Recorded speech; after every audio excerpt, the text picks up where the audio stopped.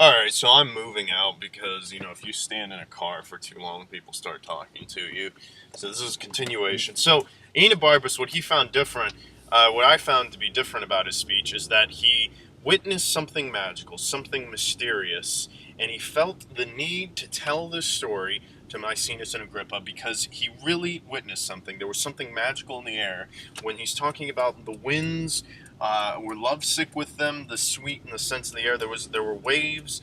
There was something going on that was magical that changed Enobarbus's life forever, and it changed especially Antony's life forever, and he would never be the same and never forget it.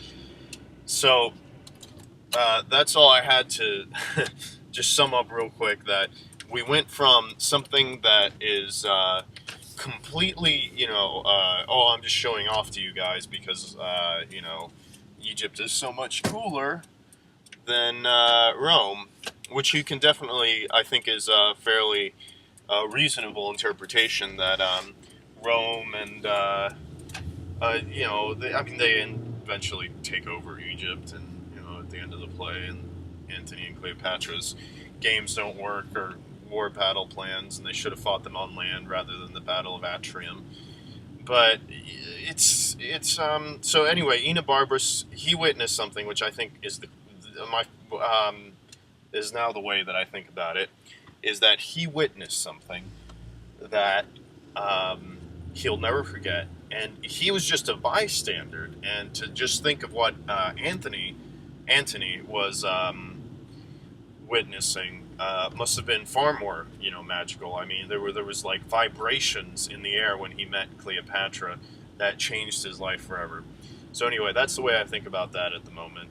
And, I don't like comparing us to plays, tragedies, or I do, or I don't. I don't know. I mean, you pick and choose, there's some nice cherries, and they're bad cherries, and they're apples and peaches, and, you go there and you see which ones, you feel it around and you taste it.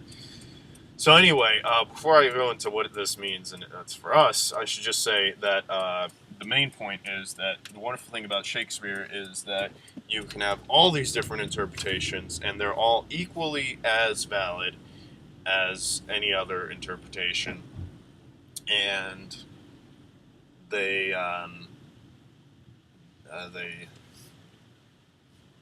hold up. All right. All equally as valid, but the issue is that in a few years, maybe a few months, I may have a different interpretation of all this, and I think it will be as relevant, and I can cite as much text, and I can be as articulate about it, even though I'm not too articulate about it right now, about what it means. So you can do that with, I think, almost any scene. There's no key. Professors, like all of them I've ever studied Shakespeare with, told me basically the same thing. There isn't one key to one door to Shakespeare.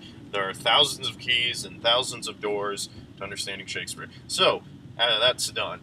Now, what this means to us, I feel that we are, maybe there was some sort of vibrations, in the airs when you and I met. Maybe there wasn't. Maybe there was slow vibrations. But that's how I'd like to think about it. We met on the River Cydnus on some barges that were made out of gold, and there were people fanning you, and I was a leader of the Roman Empire, or part of the triumvirate, I guess. And we fell in love. So yes, sing.